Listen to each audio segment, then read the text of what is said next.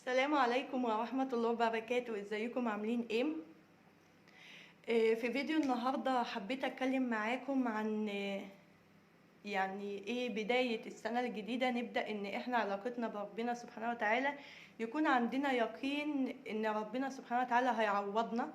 فأي حاجة حصلت لنا في السنة اللي فاتت نبدأ نعتبرها من الماضي، ونبدأ السنة الجديدة بإن ربنا سبحانه وتعالى هيجعلها سنة جديدة علينا في كل حاجة بإذن الله.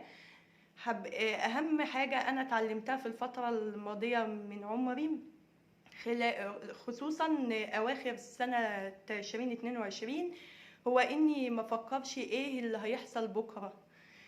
ما فكرش بكرة يا ترى هيكون في خير ولا شر، يا ترى هيكون فيه حلو ولا وحش، يا ترى هيكون بكرة يوم عسير ولا يسير. المهم ان انا تيقنت وامنت بالله عز وجل اني لا، انا مش هسألك يا رب عن بكرة، لان بكرة ده بتاعك انت. زي ما انا لو انا مت دلوقتي، ربنا مش هيسألني انا ليه ما صليتش بكرة او ليه ما عملتش عمل بكرة، مش هيسألني عنه. فبالتالي انا مش مطالب مني ان انا اسأل ربنا ايه اللي هيحصل بكرة. المستقبل ده ان انا اخطط لاهدافي وان انا اخطط انا هعمل ايه بكرة، ده شيء غير ان انا افضل شايلة هم بكرة ايه اللي هيحصل فيه. في فرق شاسع بين الاتنين، ان انا اخطط انا هعمل ايه بين اني انا اشيل هم بكرة وهم المستقبل ايه اللي هيحصل. وابقى خايفة لحسن يكون شر، وابقى يا ترى لو خير يا رب يبقى خير، وافضل بقى عايشة حياتي مركزة على اني بفكر في اللي جاي.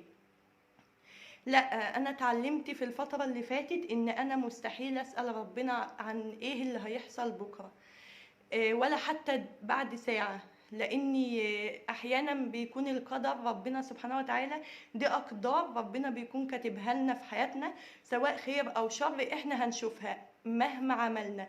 حتى لو فضلنا نفكر فيها، لا، انا حسيت ان انا لازم اعيش اللحظة اللي انا فيها، وبعد كده ابقى لو حصل خير فالحمد لله يا رب الذي بنعمته تتم الصالحات، ولو حصل شر الحمد لله برضك على كل حال. الفترة اللي فاتت علمتني حاجات كتير جدا، علمتني قد ايه ربنا سبحانه وتعالى لما بيجيب لك عسر بيجي بعديه بيسر، ولما بيكون في بلاء جه للإنسان ربنا سبحانه وتعالى بيبدلهولك بخير بعدها.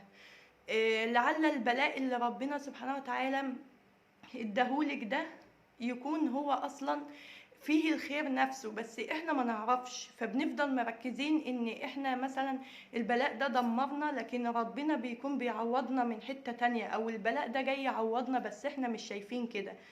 فلازم الفترة اللي فاتت تعلمتني ان انا لازم يكون عندي يقين وإيمان بالله. انا كنت عارفة ان لازم، واحنا صغيرين كنا بنحفظ الحديث بتاع الايمان اللي هو لازم نؤمن بالقدر خيره وشره والكلام ده، بس ما كانش ده مترسخ جوانا زي ما احنا ما بنعيش وبيبدأ اقدار ربنا سبحانه وتعالى نشوفها، سواء حلوة او خير او شر، وبنبدأ احنا نشوف فعلنا عليها كان ايه او رد فعلنا ايه. احيانا البلاء بيجي للانسان عشان يقربه من ربنا سبحانه وتعالى. لما البلاء يجيلك وتتلاقي نفسك قربت من ربنا، اعرفي ان ربنا بيحبك، وان انت البلاء ده مش جاي ينتقم منك على ظلم انت عملتيه لحد، او حد مثلا دعا عليكي دعوة قدامك فبتقولي لا ده ربنا استجابها وبيعاقبني. لا، ممكن البلاء ده يبقى ربنا بيحبك فجايبهولك عشان خاطر يقولك قربي مني اكتر، اعرفيني اكتر، حبيني اكتر لان انا بحبك. لكن لو البلاء لا قدر الله جه لانسان والانسان ده بدأ يتمرد على ربنا سبحانه وتعالى ويبعد عنه، فاذا الانسان ده اصلا يبقى هو ربنا مش بيحبه، لانه اول لما شاف البلاء بدأ ان هو يبعد عن ربنا، بدأ ان يقول الفاظ ما ينفعش يقولها لله عز وجل، وبدأ ان اصلا لما كان بيصلي فبدأ يقول انا مش هصلي، ما انا كنت بصلي وربنا عاقبني او اداني بلاء. فبيبدأ الشخص ده لازم يعرف نفسه ان هو بعيد جدا جدا عن ربنا، وان لازم يسترجع ذاكرته كده في علاقته مع ربنا سبحانه وتعالى.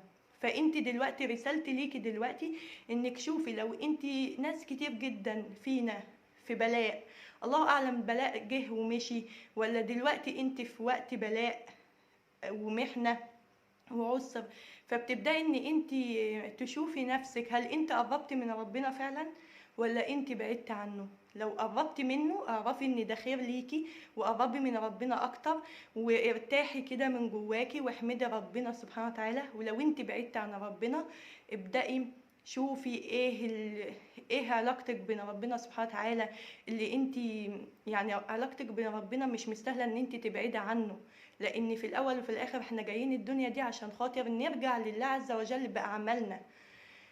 الدنيا دي دار بلاء واحنا عارفين، وهي اسمها الدنيا لانها من الدنو مش حاجة عالية، فاحنا جايين هنا عشان نعمل الاخرة بتاعتنا. فيا ريت نشوف نفسنا. انا حبيت ان انا ابلغكم الرسالة دي لاني بجد فرقت معايا كتير، وحبيت ان زي ما فرقت معايا كمان اقولها لكم، لان انا عرفت ان رسالتي هنا ان اي حاجة اعرفها لازم اقولها، سواء انت تعرفيها فتستفادي اكتر، لو ما تعرفهاش فتبقي سمعتيها وذكرتك بيها، وذكر فان الذكرى تنفع المؤمنين.